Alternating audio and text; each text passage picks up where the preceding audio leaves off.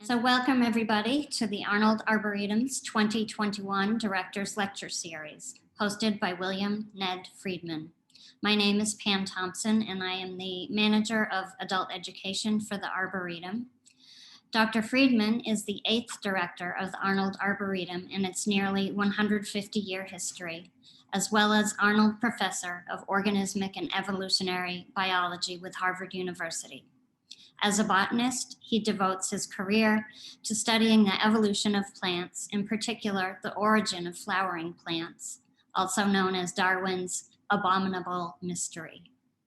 As director of the Arnold Arboretum, Ned is responsible for stewarding, promoting, and sharing the extraordinary botanical and horticultural resources of the Arnold Arboretum with students, scholars, and many thousands of visitors. Thank you, Ned, for hosting this series, for pulling together the ideas of the series, and for welcoming our speaker. Thank you. Thank you, Pam. It's kind of an interesting moment to be here. I'm remembering back a year ago, we were about to have a lecture in the Director's Lecture Series when I began to appreciate that perhaps bringing 100 people into a very small lecture hall to hear Steven Pinker discourse on a variety of things about sciences was not going to be a very good idea. And last year, in fact, our series ended rather abruptly, and it seems like it might as well be a lifetime ago. But I'm very glad to be here tonight. And I want to thank you, Pam, first for all the work behind the scenes to get this out to the world. And I could not be more pleased to see how many people we have this evening joining us. When I first conceived of the Director's Lecture Series a decade ago, I had hoped that maybe 30 or 40 people might gather together in one of our lecture halls for a set of 3 or 4 lectures each year on a variety of different topics that connect trees with the world, with society, and with the complexity around us in our human lived lives. The idea that as a result of a pandemic, we have become far more able to connect digitally is something rather remarkable to have hundreds and hundreds of people joining tonight for this talk by James McWilliams. For those of you who are not familiar with the Arnold Arboretum, this is Harvard's Museum of Trees. It is a magnificent botanical garden of woody plants that was the first arboretum established publicly in North America in 1872. We take care of and steward over around 16,000 different wonderful trees, including the one that you see in my background, a twisted European beech that we received from Royal Botanic Gardens, Kew in 1888. Since the pandemic hit, while we weren't able to finish our lecture series last year, something quite remarkable has happened here. The world has come to our grounds and has made it deeply ingrained in family lives, friends' lives, everyone's lives, at least here in Boston.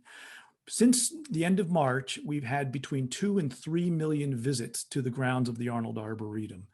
It's a remarkable number, and one that is a reminder that parks, and the Arnold Arboretum is also a park in the wonderful Emerald Necklace park system of the city of Boston.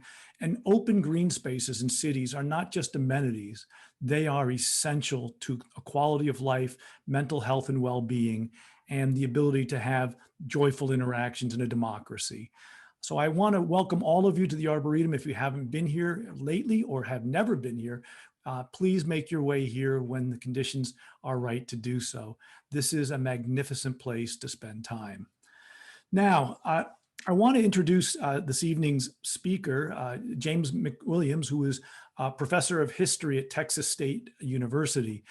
I had hoped I would meet James in person, but I have been a fan of his for a number of years. He's written a lot of both books and also very important opinion pieces and essays on food and agriculture and our relationship to food and agriculture and its impact both on, for example, the animals that become our food, as well as the impact of growing animals on the planet in terms of climate change and everything else. To give you some example of his productivity, he's the author of 7 extremely well-reviewed books. Just a few titles I'll give you: The Modern Savage, Our Unthinking Decision to Eat Animals; Just Food, Where Locavores Get It Wrong and How We Can Eat Responsibly, Eating Promiscuously, Adventures in the Future of Food, A Revolution in Food, How the Quest for Food Shaped America, which takes us back to colonial times and before to look at how many of the things that we take for granted really became the food of the new world. I'll just note a couple of reviews. The Boston Globe referred to A Revolution in Food as a lively new tour of colonial American foodways. And the New Yorker wrote, McWilliams' examination of the culinary history of colonial America is more than a gastronomic tour. It's a lively and informative read. And of course, my own biases tend to the book that we're going to hear a little bit more about tonight, The Pecan, A History of America's Native Nut. I came to it because I often pick up books about trees, as one might imagine in my line of work. But I will tell you, not every book is my cup of tea. But this one drew me in immediately. I learned a great deal from it. I was fascinated by how James McWilliams interwove these wonderful stories of how plants affect humans and humans affect plants. And it's a never-ending cycle of relationship between biodiversity and human diversity, which is in fact the title of the series. So I want to just thank James for taking the time, although we're remote. He's just assured us he didn't lose power last week in Texas, so he's in better shape than many of the other fellow Texans in terms of what the weather and some of the climate extremes that are becoming all too common in our day and age.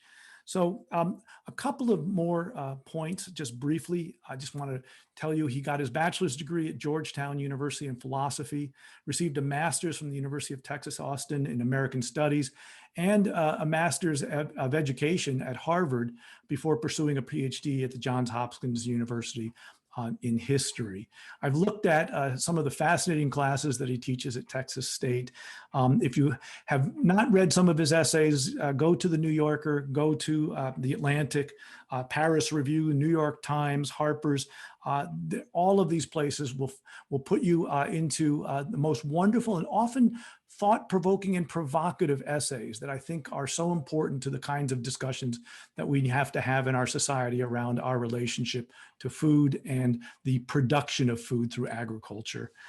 I will just note one couple of last facts.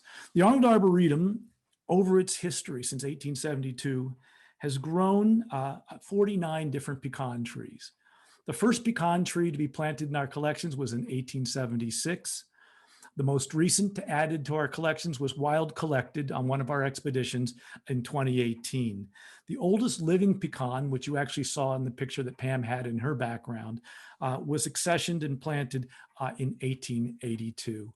A museum of trees is a wonderful place to contemplate what a pecan is or what anything else is, from a beech tree to a maple and so forth. So James, without further ado, thank you so much for speaking with us tonight. The floor is yours. Okay, Ned, thank you so much for that introduction and the invitation. I have to confess that it is a it's flattering to find that a work that I did, almost 10 years ago is still generating some interest. So, but I think I'm even more flattered to be on a program with Robin Kemmerer and Taya Miles. That's definitely a boost for my ego. So I'm really grateful to be invited. The fact that my only regret, I guess, is that this has to be on Zoom. Although, given that there's 645 people here, it's probably okay. I think I'd be panicked if I saw that many people. I've never spoken to that many people. So here we go. I'm going to share my screen and get started with my talk. The central concern of my book and of my talk tonight is really how a crop went from being a wild, regional, and seasonally available food source to being domesticated, to being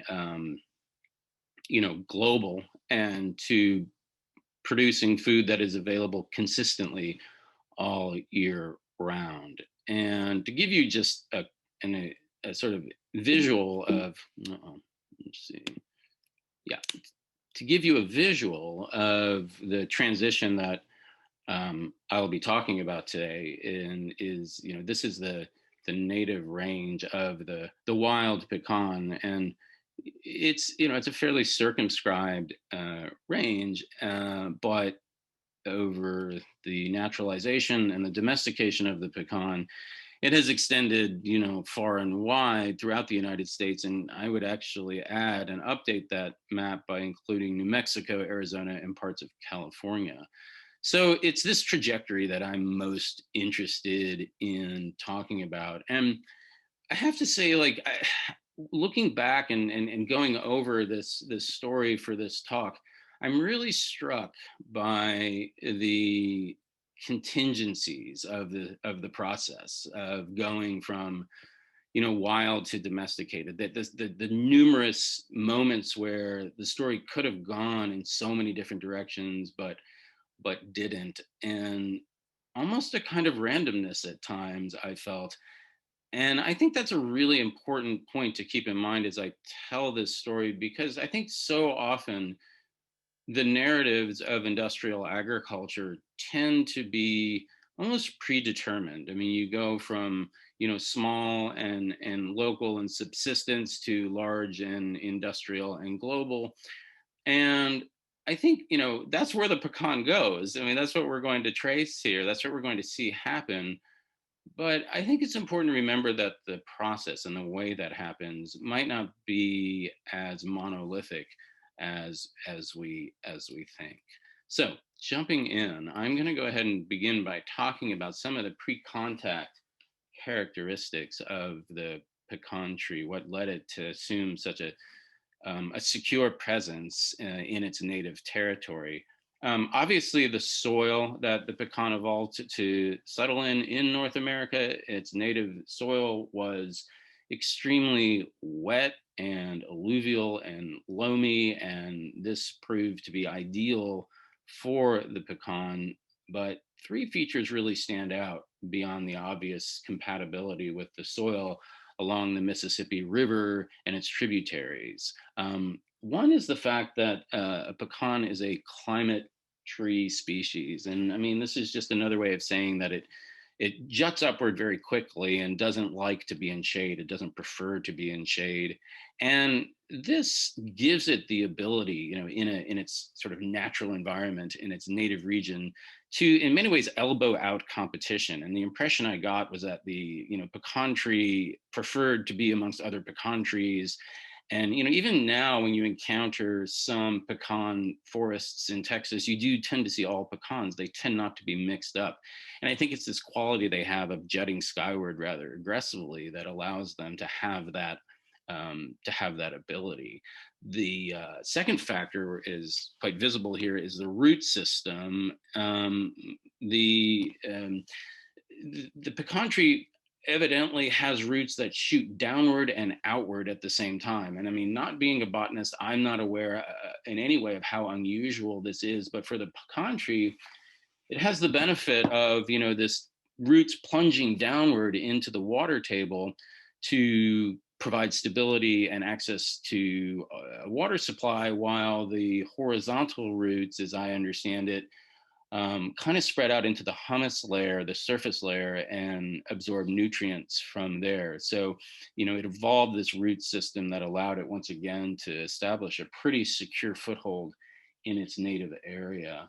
The plant breeder Luther Burbank, who did some research on the pecan in the late 19th century, noted that it is, and this is a quote from Burbank, "It is nothing unusual to find pecan seedlings an inch high with roots from 4 to 6 feet in length."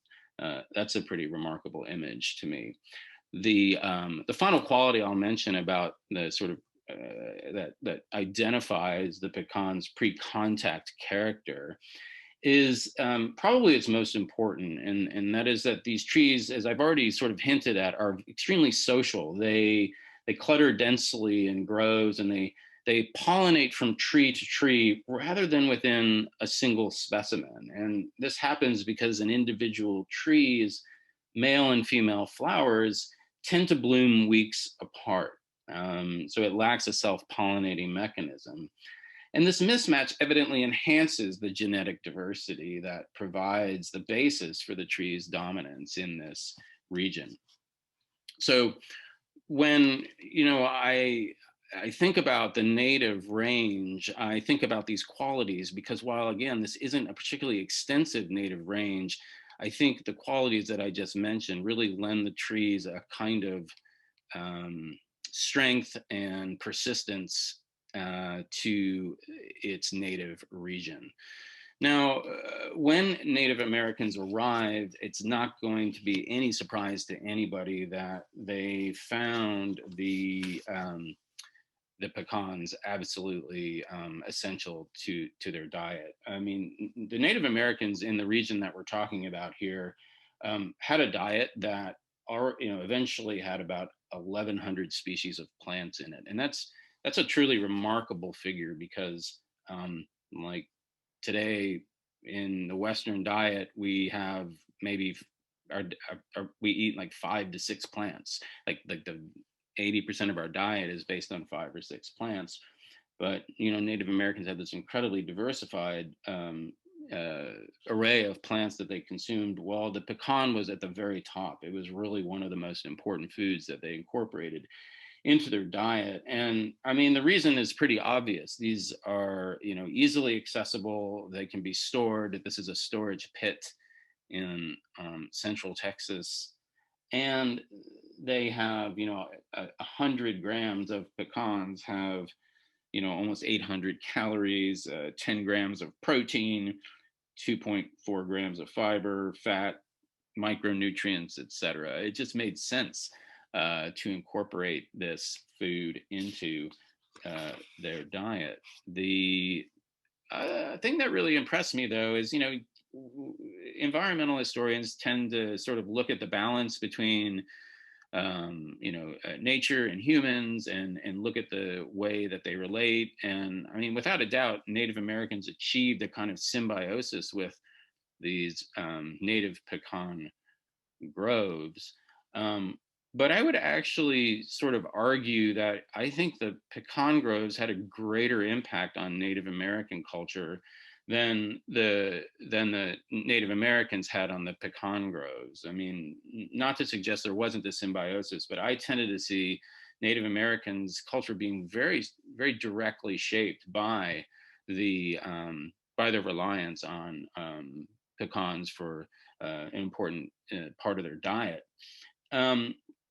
A couple of ways this was evident actually I was able to sort of figure out that the nomadic patterns of Native Americans in Texas were largely, and not just in Texas, as I'll explain in a minute, were largely determined by the masting schedules of pecans. As you might be aware, like pecan groves don't tend to bear fruit annually. Some do it every couple of years, some every 3 years, some every 4 years. So Native Americans would structure their nomadic movements for a particular year based on where these pecan groves were in fact producing nuts, and it could be anywhere throughout the region. But they over time developed a sense of when certain at what time, what years certain groves were going to produce nuts, and they would structure their nomadic, semi-nomadic or nomadic movements around those particular groves. And the fact that they could, store nuts was helpful as well.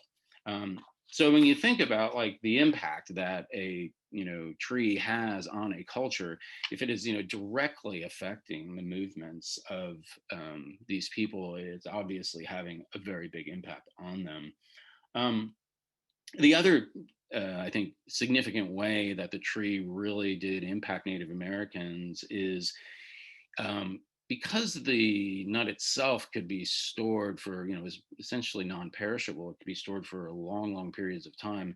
Native Americans would often store these and then trade extensively with other Native American groups from, for example, Colorado. So I found that when the Mescalero Apaches drove bison herds from Colorado to the Concho River in Texas each winter, they were met by Mississippian Indians who were hauling baskets of pecans for exchange. And another example, from New Mexico came Mescalero Indians who established winter camps along the Pedernales and the Llano rivers in central Texas, and they would spend this time gathering pecans and then head back to New Mexico and trade with Native Americans in the West Texas region. So, again, a network of trading patterns developed around access to and reliance on these pecans.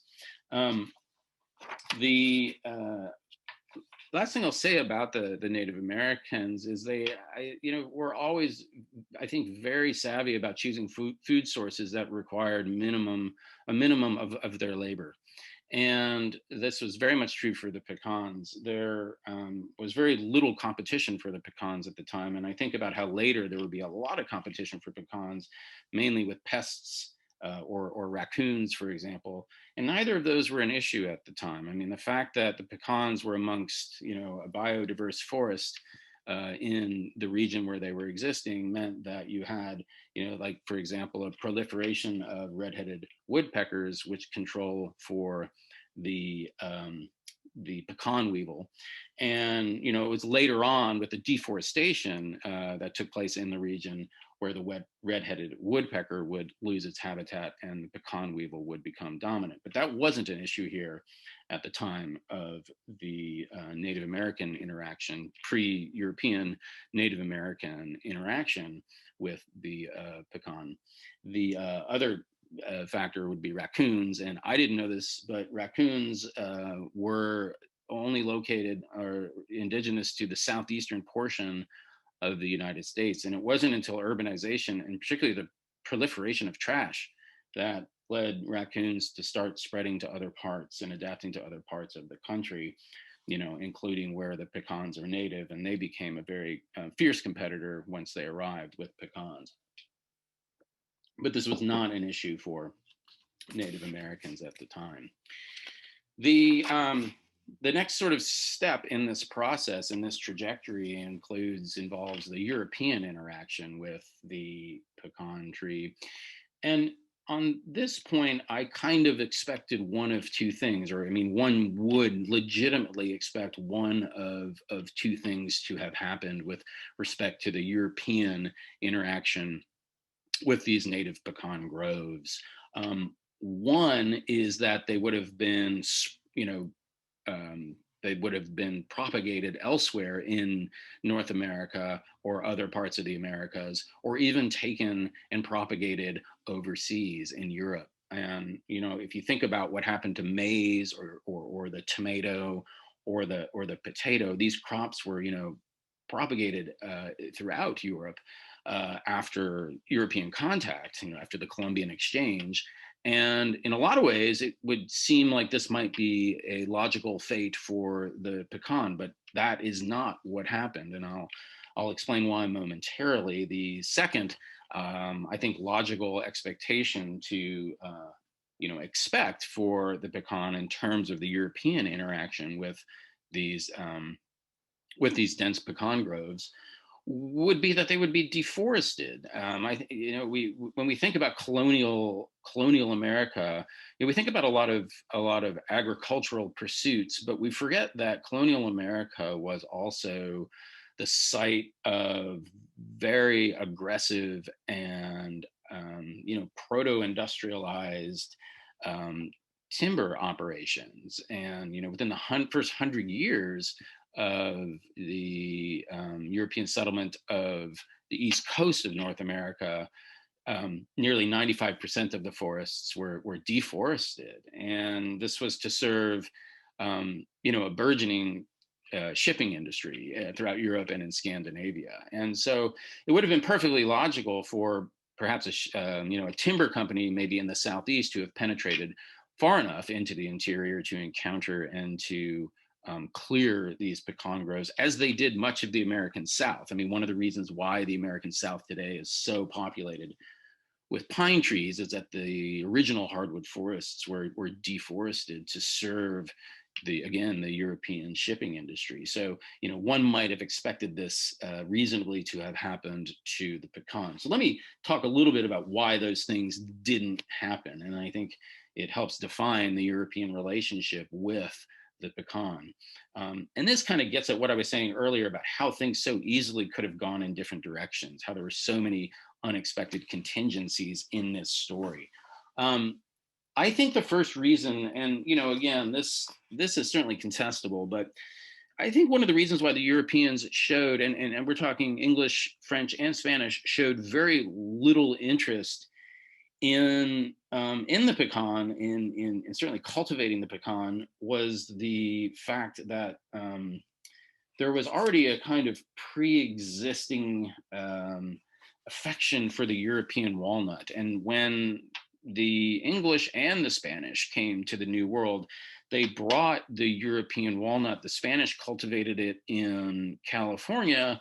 The English cultivated it in the mid-Atlantic region, even the New England region of the United States.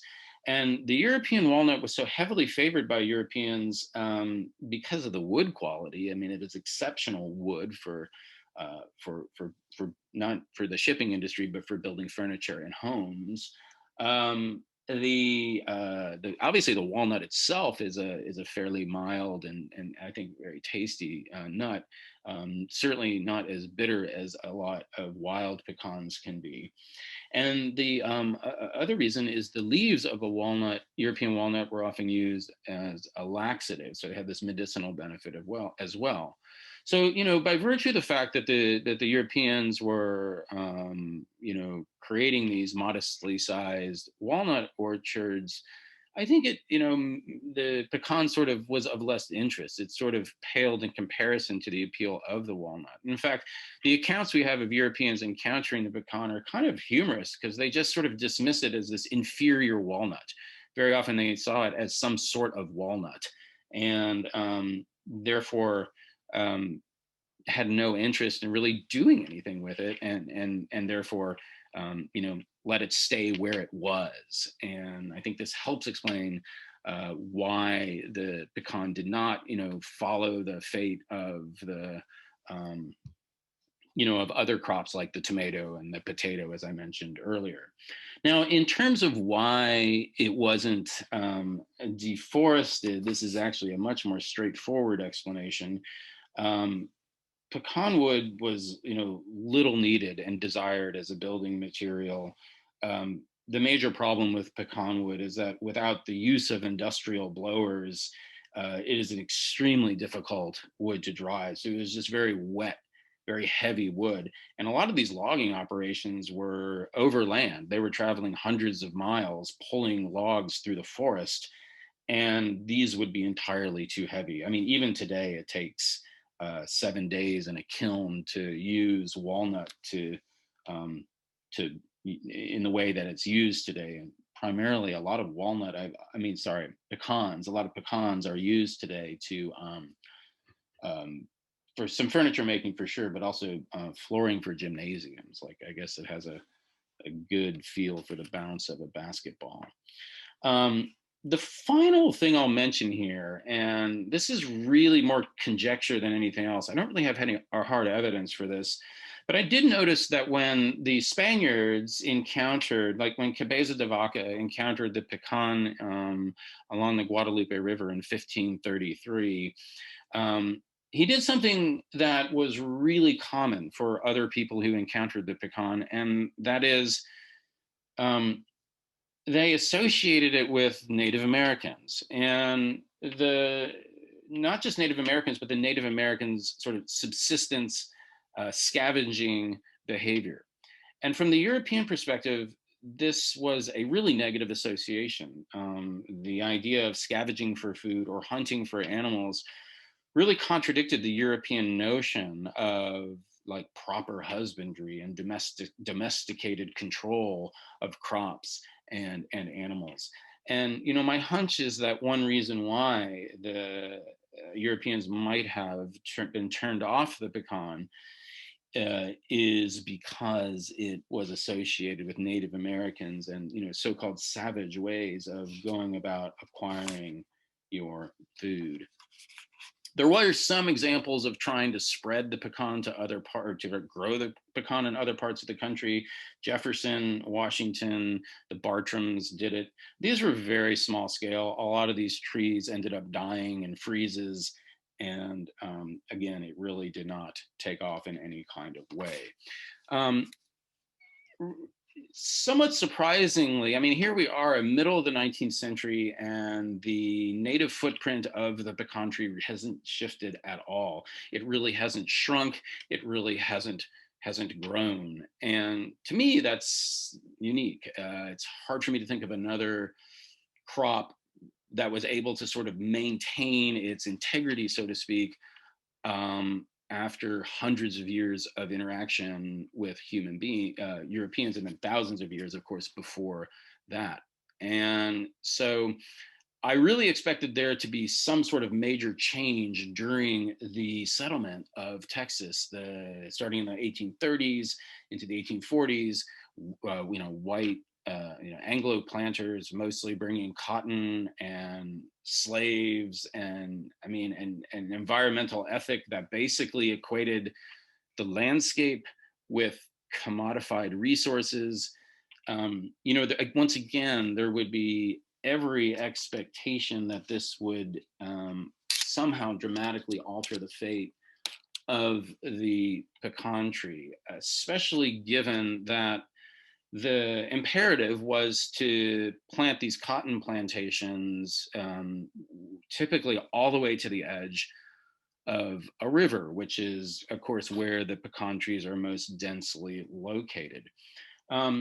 So also, there's the question of maybe using the pecan for fuel, as these frontier societies might have a greater need or access for immediate fuel. So again, these were things I had in mind, wondering what the story would be. And once again, like, the pecan sort of dodged these bullets. It sort of escaped these fates, and the contingencies once again are sort of very interesting to me. Why is it that the pecan wasn't, cleared for firewood? Well, yes, it was wet, but you still could have used it as firewood or for, temporary building material. But the fact is that the pine trees grew much quicker in this part, in East Texas and in Central Texas, East Texas in particular. And the pine trees were used for fuel and for building material, and they grew back at a much faster rate. You see this today. You go through East Texas and they're just slash pines that can grow back in 15 years. And some version of this was clearly evident early on. And so when you had such a easy and accessible source of wood and fuel, the pecan tree was less interesting and less in demand. So it was spared because of that. But the bigger question is, why was it that, given that these Anglo planters are following the kind of aggressive manifest destiny spirit of transforming the landscape to turn it into profitable commodities? They're bringing cotton, livestock, corn, cotton in particular. Like, what was it about this crop that did not actually lead to the devastation of these native pecan groves? Well, not surprisingly, it actually did lead to some thinning out of the native populations north. Like, so in Missouri, Arkansas, and southern Illinois, there were examples of actually clearing land all the way to the edge of rivers in order to grow whatever crop you're growing, most likely cotton, in Arkansas or Missouri. So just to read you a few reports from agricultural newspapers. This is from Little Rock, Arkansas. I don't have a date in my text, but it's probably around the 1840s, maybe 50s. A man who has cotton on the brain, it warned, too often cuts down all his pecan trees because the trees take up too much good cotton land. So this is happening, but it's happening further north than Texas and Louisiana, where most of the pecan trees are located. Another example from an Arkansas newspaper only a few years ago. This is a little later, this is 1870. Only a few years ago, our river bottoms were filled with fine pecan trees, which bore annually several bushels of nuts. Since then, however, nearly all have been destroyed to make way for plantations. So this is going on. I mean, as one would expect, it is happening, but it's not happening in Texas and Louisiana. The native populations remain untouched. And so when I went to the Texas newspapers, I'm reading things like every water course has its fringe of pecans. This is a 1910 photograph of pecan trees in the middle of a cotton field. Another report said that the pecan crop, this is from the Dallas Morning News, the pecan crop in this country is unusually large. And then it said in the same breath, cotton has been coming in quite freely. So there's no competition between appears to be no competition between cotton and these pecan groves. And the reason, I mean, this is what I mentioned earlier about things being just sort of haphazard, random. It turns out that flooding, as you get into Texas and Oklahoma and Louisiana, the flooding of the rivers is much heavier there than further north. So when you did have floods, it would wipe out cotton for sure. But and so planters learned not to plant to the edge because of this flooding in Texas and Louisiana. And then they also realized that when it did flood, not only did the pecan groves survive, but they thrived. The Christian Science Monitor noted that in Oklahoma, there are at least 160,000 acres of creek bottom land overflowed at various times of the year. This overflow water has no effect on pecan trees other than to make them grow greater. So this is a really important moment, because once these cotton planters realize that this fringe of pecan trees that they have on their plantations is producing very high quality nuts, they begin to actually passively cultivate these groves. So they sort of enter into these sort of native forests and clear out sort of weak specimens, clear out competition, ensure that the trees are healthy, and gather the nuts. And a small market started to emerge in San Antonio and in New Orleans. And this became a way to kind of supplement the income from cotton.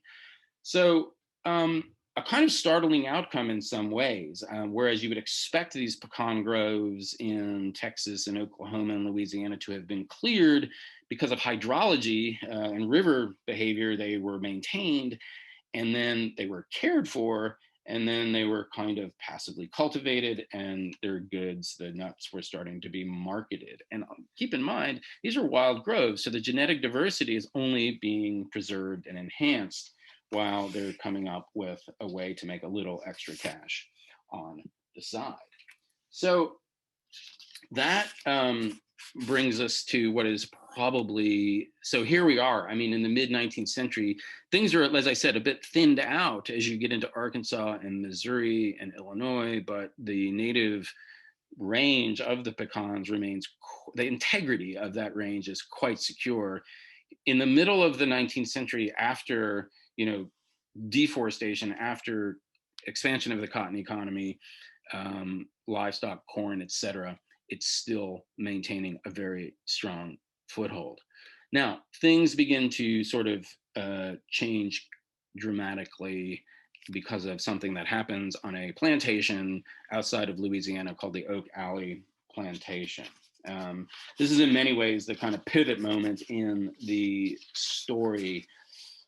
So there is a market now for pecans, and I think the fact that there was even a small market in the early 1840s for wild pecans, it motivated people to start thinking about creating an improved variety through grafting. And there's all kinds of agricultural tinkerers out there. One was the first example we have of actually somebody sort of successfully grafting a pecan was in 1822. And it was an article published in the American Farmer by a potter, actually, from South Carolina. He made pottery in Edgefield, South Carolina.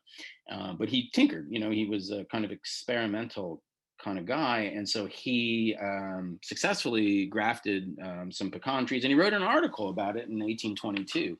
When I found the article, I really suspected this to be the starting point, to kind of the beginning of a paper trail to the improved varieties, of course, that we know are coming.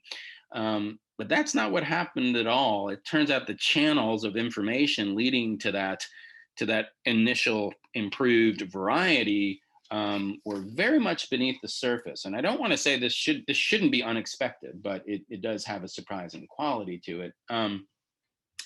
Another person who was tinkering with pecans was a medical doctor who lived outside of New Orleans, named A.E. Cullum, and he took he cut some scions from a particularly impressive pecan tree located on a big plantation along the Mississippi River, and he grafted these scions onto several small pecan saplings on his property. 2 weeks later, they were all dead, but he had the foresight to hand some of these scions over to a very close friend of his, Telesphore J. Roman. And Roman was the owner of this Oak Alley Plantation. This was a 1,200-acre sugar plantation. And Roman had no knowledge about how to graft these techniques, but, down the hill behind him, he had 22 slave cabins, inside one of which was his slave gardener named Antoine. There's a very, very deep and I think fascinating history of slaves and horticultural advancement. It was not uncommon, going all the way back to early Carolina, for slaves to be put in charge of their own food supply. And generations of knowledge were accumulated, never written down, but certainly shared and passed through all kinds of oral traditions. We have no idea how Antoine learned to graft. What we do know is that he took these scions that his master gave to him, and he successfully grafted them onto 16 young pecan trees located on this slope of land between the Oak Alley mansion and the slave quarters. And I would say this momentous event, a quietly momentous event in some ways, was the most important development in the entire history of pecan cultivation. I mean, every New Mexico pecan farmer today making big bucks selling his harvest to Chinese buyers can thank a slave on a plantation in 1846 who successfully grafted these scions. And the owner, Roman, knew this was a successful graft, and he actually had Antoine graft 110 more trees in a big pasture along the river, so taking up some really prime property to do that. So by the Civil War, there were 126 grafted trees on the Oak Alley Plantation, producing very impressive nuts. Roman sold the plantation in the 1870s. Before he sold it, he actually took 110 trees out of production, leaving those 16. But the person who bought the plantation from him in the early 70s, an immigrant named Hubert Bonzano, somehow an immigrant from Germany. I'm not sure what that name, how, but he recognized the kind of brilliance of these nuts that were growing on these 16 trees, and he applied to exhibit Antoine's improved pecans at the 1876 Centennial Exposition. And what happened there was that these nuts were recognized as recognized for their remarkably large size, tenderness of shell, and very special excellence. The Centennial became the first improved, marketable, and widely disseminated pecan variety. hundreds of other varieties would follow, but the Centennial led the way. Looking back on the history of pecan production in 1904, the Department of Agriculture noted the Centennial is the first variety of pecan that was successfully propagated by budding or grafting. It was also the first variety planted in commercial orchard form with a definite view of producing nuts for sale. So the game has really changed at this point, and I think it's worth noting that it's after the propagation of the Centennial and other improved nuts that follow that you start to also see a critical attitude change amongst farmers. And this was actually something I, in retrospect, should have pursued more in my book. Not at the time, sensing, I think, how critical it was, but I did capture some hints of this change, and the attitude that you started to see emerge in the wake of the Centennial and other improved varieties was, do not take cues from nature when you're growing pecan trees, control nature when you're growing pecan trees. One of the earliest Texas orchard to plant a pecan orchard with improved varieties, George Ting, wrote in 1896, "No more costly mistakes have I made than in trying to follow nature in raising the pecan. Every agricultural success has been achieved by overcoming nature's effort to defeat it." So you see a real ecological attitude creep into this agricultural view of controlling an orchard versus passively cultivating versus scavenging for wild nuts. Okay. Just a quick, this is actually one of the original Centennials that Antoine grafted. This is not Antoine on the right, but it is, I believe, a freed slave after the Civil War on the Oak Alley grounds. So now things just kind of take off, and I will admit this is where things do get more predictable. The industrialization of the pecan follows quite astoundingly rapidly on the foundation of these improved varieties. And I'm just gonna, the risk of boring you with some numbers, I want to give you a sense of how dramatic the transition from wild to cultivated is. So from 1900 to 1925, 12 southern states saw the production of improved pecans rise from 560,000 to nearly 9 million pecan trees. Where this happened is just as significant as the increase. Alabama, which just had a speck of wild pecans, went from 25,000 orchard trees to 170,000 in this 25-year period. South Carolina went from 10,000 to 200,000. Florida from 40,000 to 500,000, and most significantly, Georgia from 30,000 to almost 2.5 million trees. This image here that you're looking at is a early pecan orchard in Mitchell County, Georgia. So what I want to do now is talk about how this industrialization took place. And actually, now that I'm thinking about it, maybe it's not as predictable as it seems. But one thing it does require, and I want to build on this attitudinal change, this change in attitude about wild versus domesticated pecans. With the advent of these improved pecans, in some ways, the notion of biodiversity hits economic reality. I mean, the thing about growing these orchards is they're genetically homogenized. And when biodiversity hits economic reality, you have very experienced planters urging others to listen to the economic logic of planting improved varieties. So this is from a leading pecan planter out of Coleman, Texas. And he wrote in the early years of this transition from wild to domesticated, he wrote, "There is a vast difference in the quality of the wild and improved pecan nuts, and a consequent difference in prices. The wild varieties bring from 3 to 6 cents per pound, not much, while the improved varieties bring at wholesale from 20 to 50 cents per pound.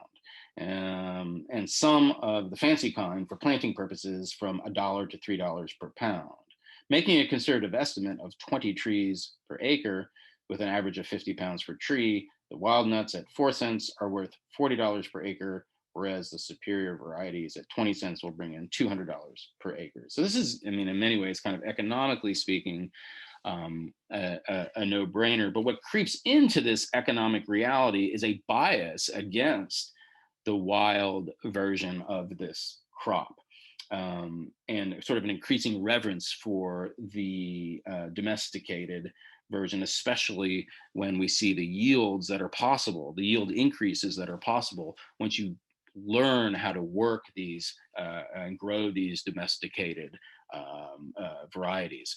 So another factor in this industrialization undoubtedly is the input of agricultural scientists. I've done some other research on the emergence of insecticides, and so I immediately went back to these entomologists and noted how they worked very closely with orchardists to control pests that were now, that hadn't been an issue 50 years earlier, but now that there was this transition to these homogenized orchards, now you had 7 or 8 different kinds of pests that you had to control for.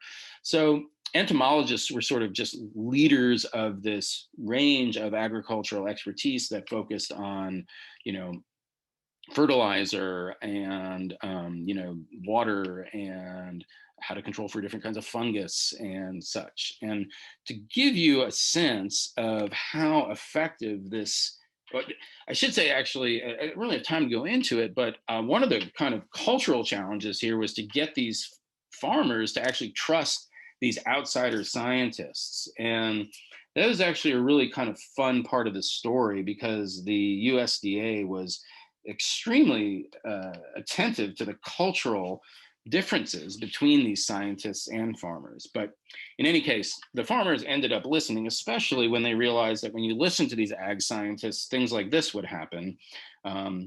You'd have yield increases. A planter who set out an orchard of San Sabas, which is one of the new varieties of pecans, in 1908 might have a yield of about 5 pounds per tree. By 1918, he could have a yield of 50 pounds. So we're talking major, major increases. Frotchers, another version in 1908, might have had 6-pound yields in 1918, and by 1918, 34 pounds. So, I mean, small changes led to big results. And this, I think, was critical to the industrialization of the pecan. And you see this with corn too. Like when you look at the yield increases on corn at this time period, it's these similar dramatically increased yields because of fertilizer, because of insecticides and such. And none of this is to speak of the environmental damage, of course. Finally, the last factor in this process of industrialization was the transition from hand shelling pecans to using machines. And the way it happened was actually the government, which was directly involved, I should say, in subsidizing pecans. In many ways, there were all kinds of price supports and encouragements by the federal government to further this industrialization. But the FDR actually required the pecan companies, namely the Southern Pecan Shelling Company, which was the Tyson Foods of the pecan world. It required them to pay 25 cents an hour to these workers. The Pecan Shelling Company refused and exploited all kinds of loopholes to keep it at 15 cents per worker per hour. And the result was one of the biggest strikes in Southern history, the Pecan Sheller Strike. 50,000 shellers took to the street, leaving 400 shelling facilities in San Antonio, which is where the strike took place, without workers. Well, the upshot, as is so often the case in labor history, wasn't the restoration of a living wage, but it was the resort to pecan shellers. And eventually, you'd end up with massive shelling machines that like this. This is from a factory in Texas. All right, so all these factors lead to another quite predictable and common outcome in 20th century industrial agricultural history, and that's overproduction. Now, we are pressed for time. I'm going to kind of foreshorten a little bit of this, but let me just say that um, by 1940, because of the factors that I've just discussed, the supply of pecans far exceeded the demand. And so, this happened, if you've read Michael Pollan and looked at the way that he quite brilliantly shows how the overproduction of corn, industrialized corn, led to finding all kinds of outlets in the American food supply for that corn, you have a pretty good sense of what happens with the pecan. I mean, one, it was during the war, it was promoted by the federal government as a valid and even preferable way in some ways to get protein, while meat was going overseas. So it was promoted as a meat substitute through got milk style programs. I'm blanking on what those ads are called. I shouldn't, but I am. And so there was an effort on the federal government to promote pecans as a substitute for meat that was going overseas to troops. A lot of the excess pecans were sent to schools and forced into the unsuspecting plates of school kids eating school lunches. And, I found letters from superintendents saying, oh, yeah, well, you just sent us 800 pounds of pecans. We have about 1,000 students. That's not going to work very well. But this was nonetheless a common outlet for this overproduction of pecans. Things actually started to level out a bit, and consumer demand started to kind of come into line with production with the advent of frozen foods. The Connecticut Pie Company is just one example here of a company that I think they started freezing and delivering foods in 1930. By 1940, they started to freeze pecan pies, and this created something of a craze. Pecan pies really took off. Frozen pecan pies in particular. And this was extremely beneficial for bringing supply and demand into sync. And then, cereals, ice cream began to actually incorporate granola, began to incorporate pecans into their into their recipes, because it turns out consumers really liked the taste of pecans, and they did all kinds of marketing tests and found that if you added pecans to cereal, consumers would be much more likely to buy that cereal. So this would be more in the 60s and 70s, where you started to see pecans sort of enter the food supply, the industrial food supply, on every level. And of course, eventually you get pecan beer, pecan coffee, and it pervades the food system much in the way corn did as during the same time period. So what this had the effect of doing was bringing, like I said, supply and demand into some sort of parity. And it's fairly impressive that from 1940 to about 1990, there was a kind of balance between production and consumption. But in 1990, things began to change. Supply began to dramatically outpace demand. And the reason why, well, it's actually unclear why, but the early 1990s were terrible for the pecan industry. And, in its entire industrial history, this was probably the worst moment that it had. A couple of things stand out as being possible for why pecans became, why the price of pecans dropped so dramatically in the early 1990s. One factor may have been the decision by several large cereal companies, including Kellogg's and Quaker, to no longer buy pecans, but to buy walnuts. I, again, don't know the reason for that shift, but that happened in the early 90s. And the other is that a lot of pecan groves were planted in the mid 1980s, and they matured at the same time in the early 90s, and that just sent supply through the roof, and it dropped the price to where farmers were really losing their shirts. So this brings us to the end of the story. I mean, it seems very likely that the pecan might have petered out as kind of, and become something of a kind of vanity crop. But something rather unexpected happened. And the industry held on to the early 2000s. And then in the early 2000s, at a trade show in Paris, some pecan growers from New Mexico treated these Chinese buyers to some pecans that they had brought over. And the Chinese were really interested in them. And long story short, a major boom followed. The Chinese, proved willing to buy pecans, not for any sort of industrial food purposes, surprisingly, but to eat directly. And so I understand that. I mean, I haven't been to China, but I understand that you can find these kind of bags of pecans in gas stations. They're like in vending machines. And the Chinese craze for pecans is rooted in, I guess, the fact that they just like the taste of these pecans. They often flavor them, like bake flavors into them. But the other is that there was some health reports that it probably not legitimate health reports that it helped prevent Alzheimer's, and this upped the consumption. And you have a growing middle class able to spend $9 a bag for a bag of pecans.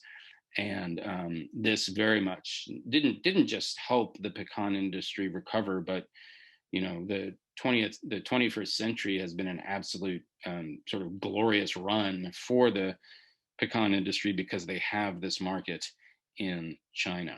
So you can see here, as almost 50% of pecan exports go to China, and about a third of the crop that's produced in the United States today goes to China. So this is obviously extremely essential to the health of the pecan industry in the United States. So the last thought I want to offer is this. What is the future of the pecan? Well, obviously, given that I've kind of rooted this whole talk in this idea of contingency and randomness and not knowing what's going to happen, I can't say, but here are my thoughts. And the first is to consider the status of wild pecans. The percentage of wild pecans, in Texas, for example, the percentage of the percentage of Texas pecans coming from wild trees is well below 50%, and actually went well below 50% in the 1980s. I'm sure it's much, much lower now. And that figure is continuing to decline rapidly because these trees are, while these trees are still productive. I mean, you can drive around central Texas where I live and still see pecan trees.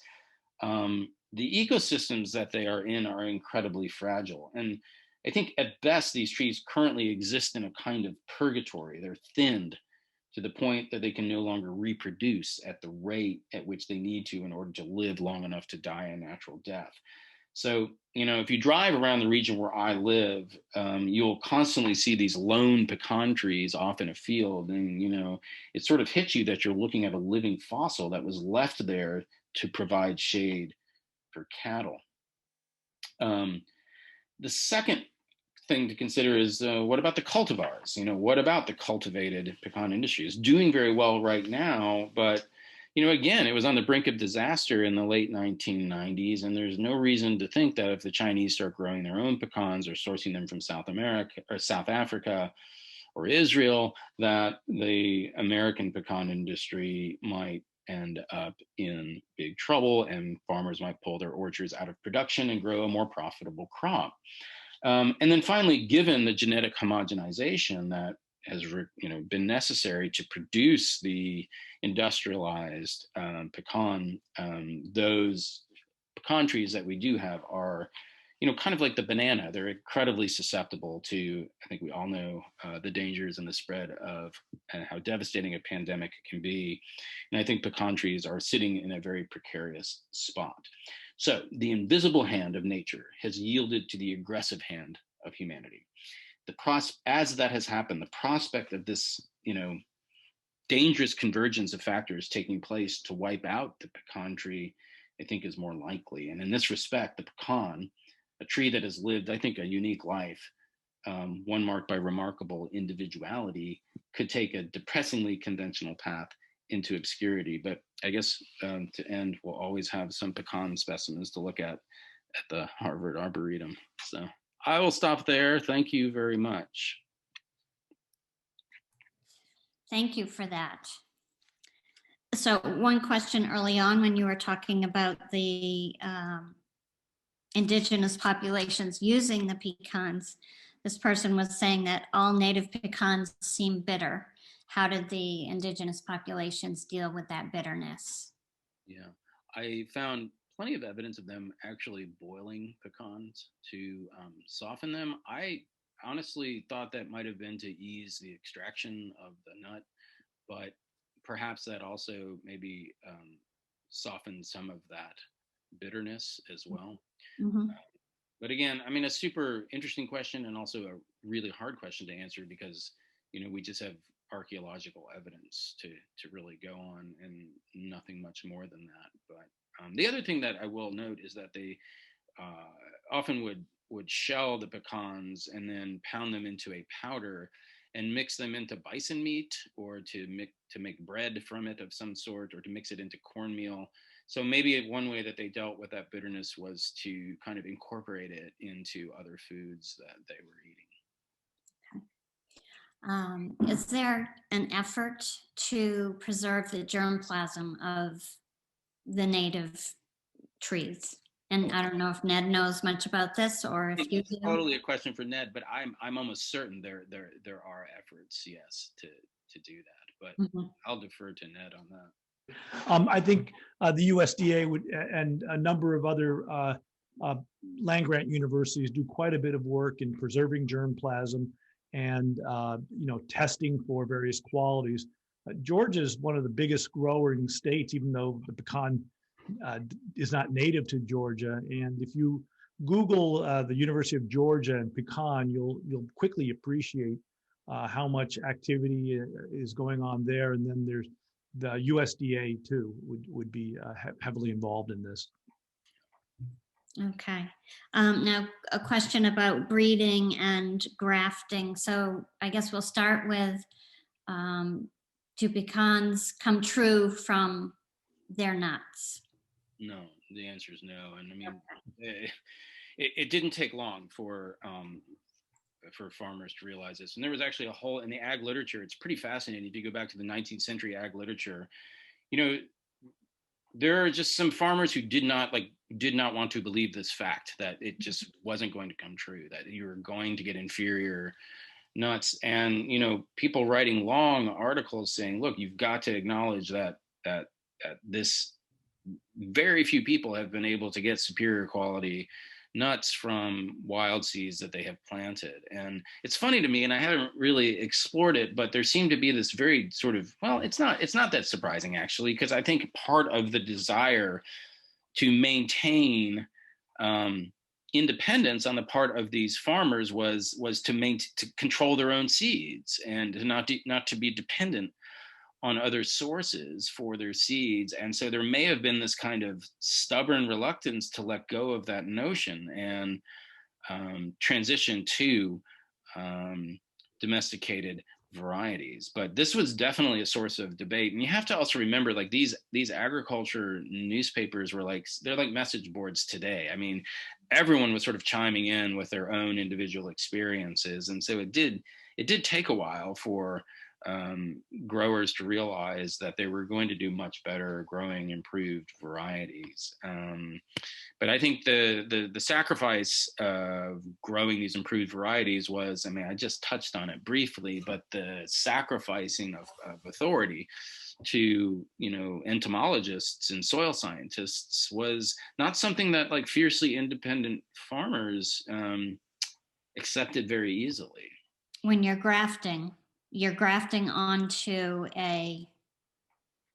I'm assuming they're grafting onto a pecan plant, correct? Right. And then they are grafting, the scion that they're grafting it's something that's developed, or it's a tree that's produced wonderfully well or wonderfully flavorful nuts, and a cutting from that All that and is growing it up exactly into the right. Yeah, Okay. and it's usually a bud, correct? I mean, this Yeah. is again a question that Ned can answer better than I can, but it's usually a bud from the superior quality tree that is grafted onto a pecan. Okay. And Thank I've you. never seen it done. And actually, that's something that when Ned and I talked last week, this is something we talked about. He's gonna show me that at work.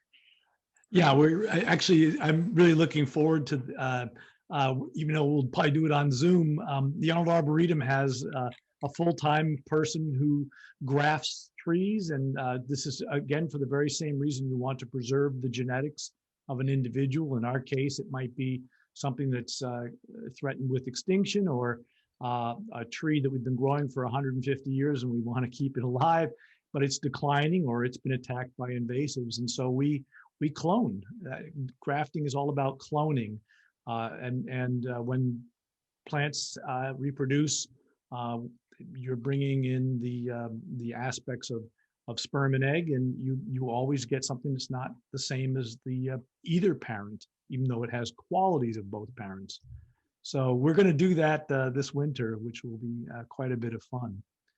I wonder, James, if I might ask a story, you to do one story for me. It might not seem obvious based on the books you've written and the essays you've penned, that you would naturally just take the pecan and write a whole book about it.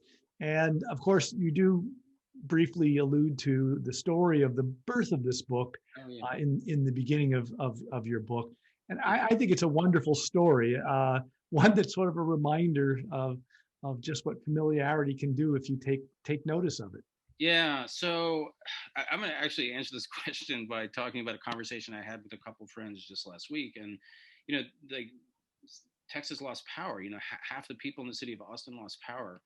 And I was with two friends and I said, does anybody know like the difference between alternating current and direct current? Does anybody know how the power grid works? Does anybody know how what a breaker is? And like we were all like alarmingly clueless about this, given that we had just lost power. And so it kind of reminds you that the things that are sort of right under your nose and so significant are the things that you often don't pay attention to. And so I have this, I work in this office that has a metal roof, and I have a deck outside through which is growing a pecan tree. We like built the deck around it, and it's a really impressive, beautiful pecan tree. And it, you know, about every 2 years, it starts peppering my metal roof with these nuts, and it's just sort of this nonstop, you know, ding, ding, ding. And I just had this idea. I was actually doing some other research where I was reading Gilbert White, the English naturalist, and I was so fascinated with how he just, you know, he couldn't pass any aspect of the environment without observing it and thinking about it and trying to understand it. And I just thought, well, wait a minute, like why shouldn't I do the same? I mean, I was working in the field of environmental history, and I was concerned with things very far afield of where I actually lived and experienced. And so, yeah, it was just this tree outside of my office that really gave birth to the idea of doing this book. But it's really when I just saw how quickly the pecan went from being wild to cultivated that I thought, well, here's a great story, not just for environmental history, but also for food production as well. And so it kind of checked a number of boxes for me. Is this tree still standing? Oh yeah. It seems to have done fine in the freeze. A couple more questions, if you could. When I buy, this is not me speaking, but when I buy my pecans from Trader Joe's, where are they coming from, likely? Oh, they're probably coming from an orchard in Georgia. Okay. Yeah, but they're also probably what $12 a pound because of the demand in China. I mean, when I was writing the book, at my Trader Joe's or Whole Foods, it was $16 a pound for a bag of shelled pecans. But yeah, they're most likely coming from an orchard in Georgia or maybe Texas or New Mexico. Although a lot of New Mexico's harvest goes directly to China. But yeah, I mean. Anywhere where the pecan is naturalized. And with climate change and temperatures in the Northeast, do you think we'll be able to be planting our own orchards of pecans here? In the Northeast? Yeah. I mean, I suppose with the combination of climate change and then, you know, seed science, I don't think it would be terribly unreasonable. Of course, you all would have to learn how to pronounce it properly, but that's a different story. Touche. Work on that. Pecan. My mom used to sell pecans, as she would say, for her college club every fall. So we would have cases of pecans in our back hallway to be sold, and people would come knock on the door to buy those. You do see people harvesting wild pecans and selling them in various ways. Yeah, I mean they're super valuable. Okay. So Ned, could you speak a little bit about the trees at the Arboretum, the pecans that we do have, and are they producing edible nuts or? Well, that's an excellent question. And I can't say I've sampled any of the pecans from the Arboretum. I have some favorites, although we lost one of our most beautiful pecans in a microburst this past fall. About 10 minutes of just ferocious wind uprooted and yanked a 70-year-old pecan tree literally out of the ground and dropped it. So, you know, that again, this is where if it was something we needed to preserve, our propagators would have been out immediately trying to get bud wood and cuttings and keep it alive. But I have not. I think one of the things I've become very interested in is actually the idea of going out and tasting wild pecans. I mean, you read about how much variation there is in what the bitterness, but also, you know, the thickness of the shell. It's a remarkably variable kind of a fruit and seed. So I might just be found under a few pecan trees at the Arnold Arboretum.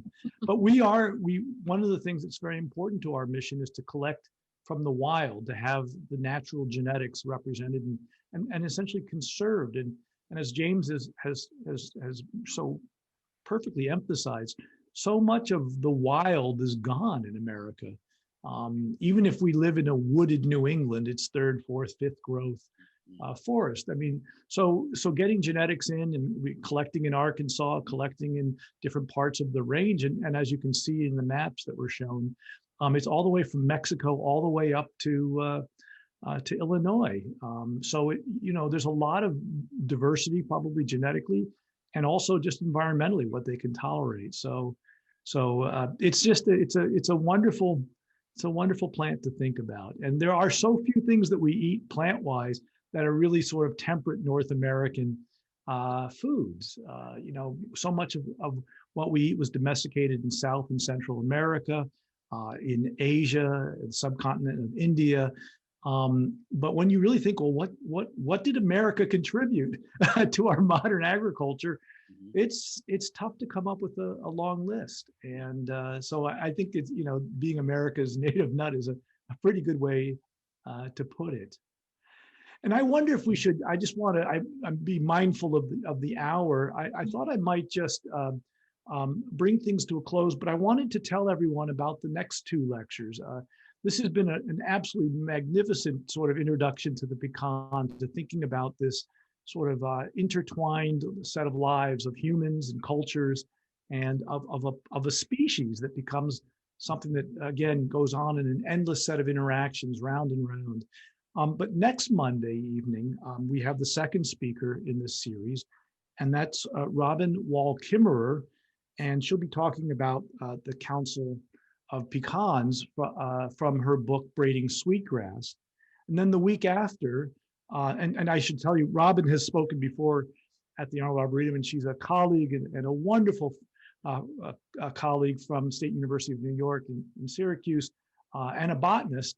And so there'll be some really interesting reflections about cultural history of Native Americans and of the pecan and its meaning in that context. And then the last talk, the third talk, will be by Professor Taya Miles of Harvard University, a colleague of mine in the Department of History. And the title of her talk is Every Pecan Tree, Trees, Meanings, and Memory in Enslaved People's Lives. And I'd encourage everyone to go ahead and hop on and register for these. These three talks were meant, as I thought about them all, to take a single species of tree and figure out how plants can take on meaning in human cultural lives and individuals' lives, every bit as much as those of us who work at the Arboretum think about the meaning of trees and plants and how they become a part of the lived experiences of so many different people. So please do sign up. The beauty is we don't have to pack you into a small room. You can actually put a dish out of pecans, nibble away, and have a wonderful evening. James, I want to thank you. I've been waiting to hear this talk for quite some time. I said, I'm a fan of your writing. I really enjoyed how you unpacked the history. For those of you who don't own a copy of this book, you should hop on Amazon as quickly as possible or go to your local bookseller. But it's a lovely read, and it really unpacks something meaningful when you think about how humans and plants interact. So James, thank you so much.